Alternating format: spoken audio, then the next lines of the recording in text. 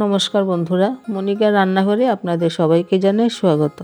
কোনো স্পেশাল ওকেশানে আমাদের সকলেরই ইচ্ছা করে কেক বানাতে, তবে আমাদের অনেকেরই ওভেন থাকে না আর হুইপ ক্রিমটা ফেটানোর জন্য হ্যান্ড ব্লেন্ডারও থাকে না। আজকে আমি যেই রেসিপিটি দেখাবো শুধুমাত্র 4টি উপকরণ দিয়েই ঘরে বানিয়ে নেওয়া যায়।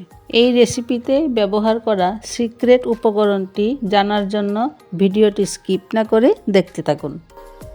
কেকটি বানানোর জন্য প্রথমে আমরা 130 গ্রাম চকলেট নিয়ে নেব আর চকলেটগুলোকে আমরা এভাবে কুচি কুচি করে কেটে নেব, তাহলে চকলেটগুলোকে গালাতে সুবিধে হয়।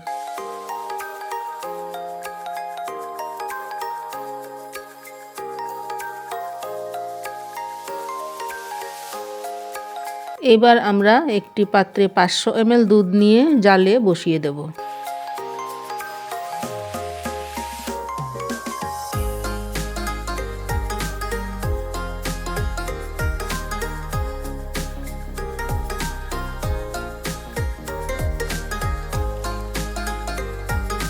দুধটাকে ভালো করে নাড়তে থাকবো আর একটু গরম হয়ে আসলে 50 গ্রাম চিনি দিয়ে দেব।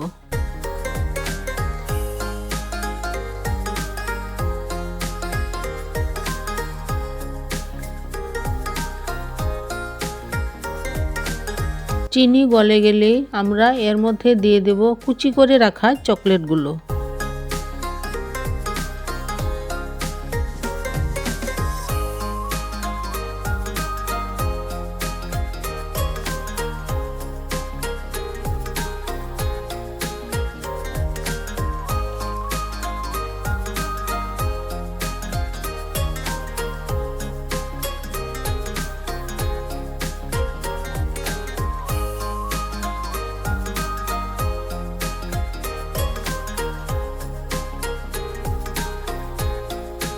দুধটাকে লো ফ্লেমে বসিয়ে চকলেটগুলো দুধের সঙ্গে ভালো করে মিশিয়ে নিয়ে আরও কিছুক্ষণ জাল হতে দেব।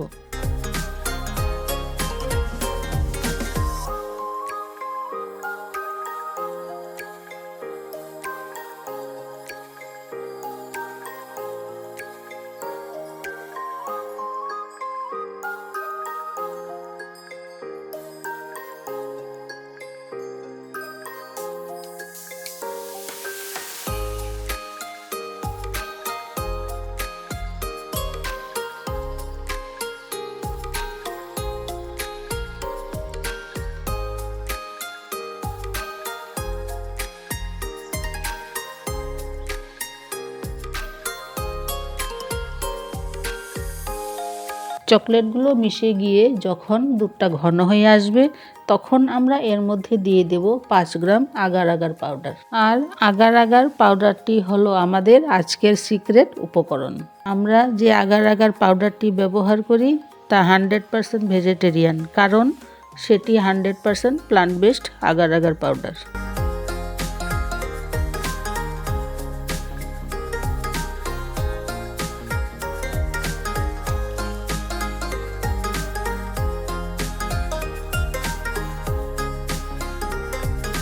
এবার আমরা পাউডারটা খুব ভালো করে মিশিয়ে নিয়ে নামিয়ে নেব আর রুম টেম্পারেচারে ঠান্ডা না হওয়া পর্যন্ত এভাবেই রেখে দেব। টেম্পারেচারটাও আস্তে আস্তে কমতে থাকবে আর চকলেট মেশানো দুধটাও আস্তে আস্তে জেলির মতো হার্ড হতে থাকবে। রুম টেম্পারেচারে চলে আসলে আমরা পাত্রটিকে 2-3 ঘন্টার জন্য ফ্রিজে রেখে দিব। 2-3 ঘন্টা পরে আমাদের কেকটাও জমে গিয়েছে আর ফ্রিজ থেকে বের করে নিয়েছি। এইভাবে একটা ছুরির সাহায্যে পাত্র থেকে কেকটা বের করে নেব।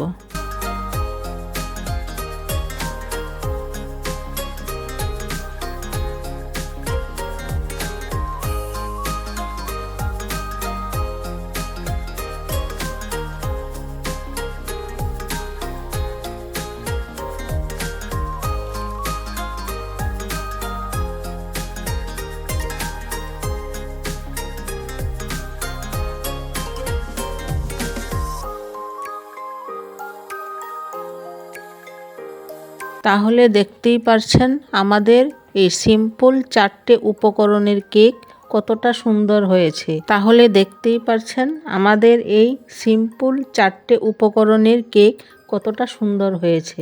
আর আপনারা চাইলে কোকো পাউডার আর চকলেট দিয়ে আরও অনেক সুন্দর করেও সাজিয়ে নিতে পারেন। কেকটি কেমন হয়েছে কমেন্টে জানাবেন।